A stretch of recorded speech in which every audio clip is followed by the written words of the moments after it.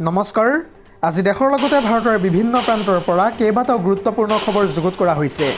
তাৰে ভিতৰত প্ৰথমটো গুৰুত্বপূৰ্ণ খবৰেই হৈছে ৰীতা চৌধুৰীয়ে জুবিন গাৰ্গৰ মৃত্যুৰ সন্দৰ্ভত এইবাৰে SITৰ সন্মুখত কেইবাটাও গুৰুত্বপূৰ্ণ মন্তব্য কৰিছে।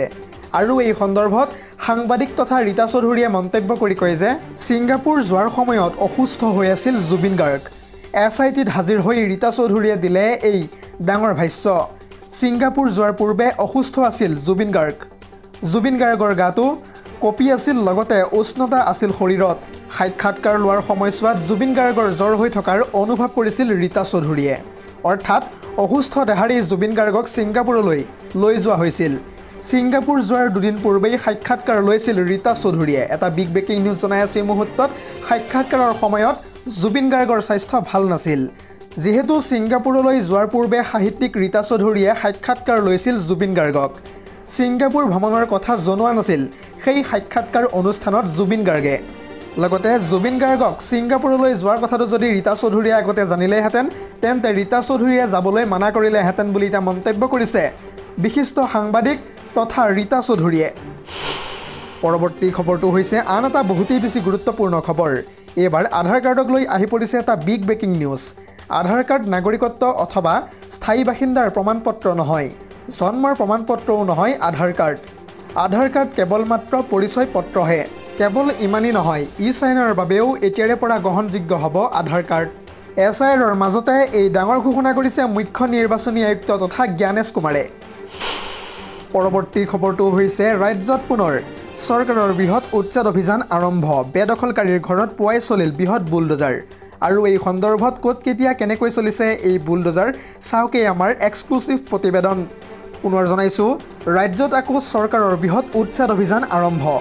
বেদখলকাৰীৰ ঘৰত পুৱাই চলিল বুলডোজাৰ। ইতিমধ্যে কিছু সময়ৰ পূৰ্বে শুৱালকুছিত কামৰূপ জিলা প্ৰশাসনৰ উদ্যোগত বৃহৎ উচ্ছেদ অভিযান আৰম্ভ হৈছে। ইতিমধ্যে দীৰ্ঘদিন ধৰি চৰকাৰী গেডিং ৰিজাৰ্ভ বেদখল কৰি আহিছিল একাংশ লোকে। কেৱল ইমানেই নহয়, জলাশয় আৰু গেজিং ৰিজাৰ্ভ বেদখল কৰি সাজিছিল ঘৰ দুৱাৰ। শুৱালকুছি উন্নয়ন খণ্ডৰ 1401 নম্বৰ চৰকাৰী দাগত মুঠ 6 বিঘা চৰকাৰী ভূমি বেদখলৰ অভিযোগ এতিয়া উত্থাপিত হৈছে। আৰু সেইকাৰণেই এতিয়া উচ্ছেদ চলোৱাৰ সময়তে সৃষ্টি হৈছে সেই ঠাইত উত্তপ্ত পৰিস্থিতি। পৰৱৰ্তী খবৰটো হৈছে এতিয়াৰে পৰা মুছলমান ৰাষ্ট্ৰসমূহত থাকিব নোৱাৰিব হিন্দুৰ মন্দিৰ। আৰু যদিহে হিন্দুৰ মন্দিৰ থাকে তেন্তে মুছলমান লোকসকলে সেই মন্দিৰ ভাঙি চিঙি চুৰমাৰ কৰি দিব। কেৱল ইমানেই নহয়, মন্দিৰত থকা মূৰ্তিও এতিয়া ভাঙি নিশেষ কৰি দিয়াৰ এক প্ৰকাৰ এতিয়া হুংকাৰ প্ৰদান কৰিছে ইছলামিক কট্টৰপন্থীৰ লোকসকলে। পুনৰ জনাইছোঁ, মুছলমান ৰাষ্ট্ৰত থাকিব নোৱাৰিব এতিয়াৰে পৰা হিন্দুৰ মন্দিৰ। উচতনিমূলক এইবাৰ মন্তব্য কৰিছে ইছলামিক কট্টৰপন্থীসকলে। বাংলাদেশত কট্টৰপন্থী ইছলামিক কট্টৰপন্থী লোকসকলে এই মন্তব্য কৰা এতিয়া পৰিলক্ষিত হৈছে। ভাঙি দিয়া হ'ব হিন্দুসকলৰ মন্দিৰ।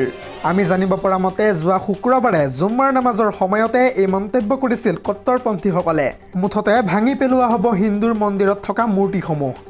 হিফাজত-ই-ইছলাম আৰু ইন্তিফাদা বাংলাদেশৰ কৰ্মীসকলে ৰাজপথত উলিয়াইছিল এক বিশাল সমদল, য'ত ইস্কনক কোৱা হয় এক সন্ত্ৰাসবাদী সংগঠন বুলি।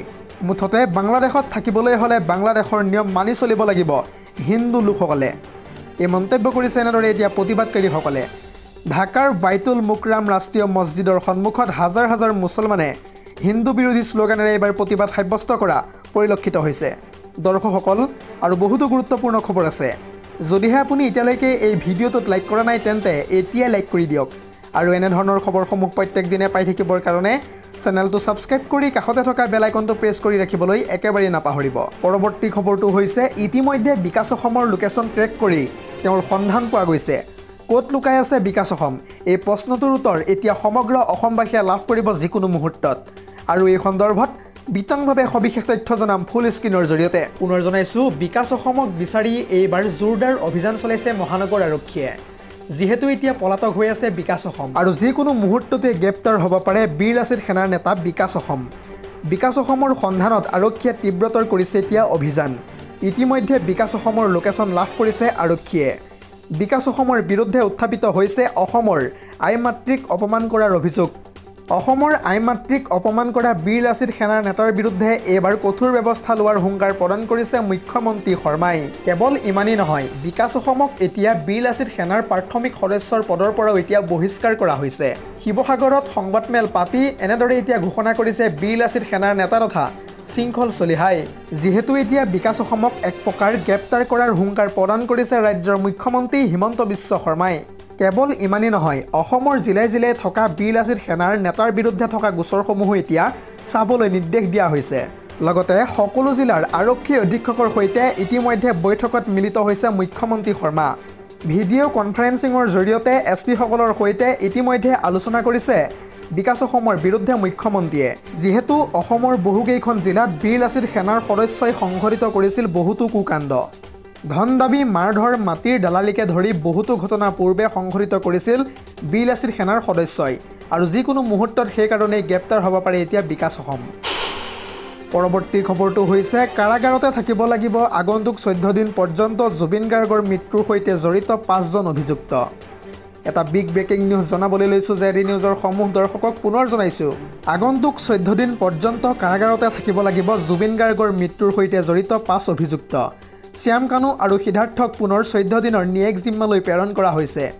লগতে দেহৰক্ষী নন্দেশ্বৰ বৰা আৰু পৰেশ বৈশ্যকো পুনৰ 14 দিনৰ বাবে ন্যায়িক জিম্মালৈ প্ৰেৰণ কৰা হৈছে। কেৱল ইমানেই নহয়, ASP সন্দীপন গাৰ্গৰো 14 দিনৰ ন্যায়িক জিম্মা বৃদ্ধি কৰিলে ইতিমধ্যে আদালতে। কিছু সময় পূৰ্বে ভাৰ্চুৱেলি CJM আদালতত হাজিৰ কৰা হৈছিল এই আটাইকেইজনকে। বৰ্তমান 5জন অভিযুক্ত বাক্সাৰ নিকাছিৰ কাৰাগাৰত বন্দী হৈ আছে। কাৰাগাৰতে থাকিব লাগিব আগন্তুক 14 দিন পৰ্যন্ত জুবিন গাৰ্গৰ মৃত্যুৰ সৈতে জড়িত উপৰোক্ত 5জন অভিযুক্ত। পৰৱৰ্তী খবৰটো হৈছে আন এটা বহুতেই বেছি গুৰুত্বপূৰ্ণ খবৰ, কিয়নো NRCৰ কাম প্ৰায় শেষ হোৱাৰ পথত এতিয়া অগ্ৰসৰ হৈছে। অসমত ভুলতো নহয় ভোটাৰ তালিকা পুনৰীক্ষণৰ কাম। এই সন্দৰ্ভত ইতিমধ্যে স্পষ্ট কৰি দিছে নিৰ্বাচন আয়োগে, আৰু এই সন্দৰ্ভত সবিশেষ তথ্য জনাবলৈ চেষ্টা কৰিম ফুল স্ক্ৰীনৰ জৰিয়তে। পুনৰ জনাইছোঁ, অসমত ভুলতো নহয় ভোটাৰ তালিকা পুনৰীক্ষণ। ইতিমধ্যে এই সন্দৰ্ভত স্পষ্ট কৰি দিলে দেশৰ নিৰ্বাচন আয়োগে। অসমত SIR কাৰ্যকৰী নোহোৱাৰ কাৰণ ব্যাখ্যা কৰিছে এতিয়া নিৰ্বাচন আয়োগে। উচ্চতম ন্যায়ালয়ৰ তত্বাৱধানত অসমৰ NRCৰ কাম প্ৰায় শেষ হোৱাৰ পথত। তদুপৰি অসমত নাগৰিকত্ব লাভ কৰাৰ পৃথক ব্যৱস্থা আছে, আৰু সেইকাৰণেই এতিয়া SIRৰ পৰা আঁতৰাই ৰখা হৈছে অসমক। অসমৰ বাবে SIR পৃথক নিৰ্দেশনা আৰু সূচী প্ৰকাশ কৰিব এইবাৰ নিৰ্বাচন আয়োগে।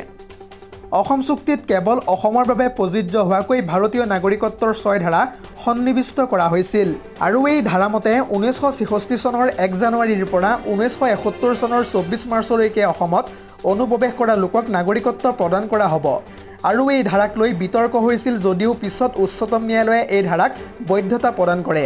বৰ্তমান এই ধাৰাৰ বাবেই অসমত নহয় SIR।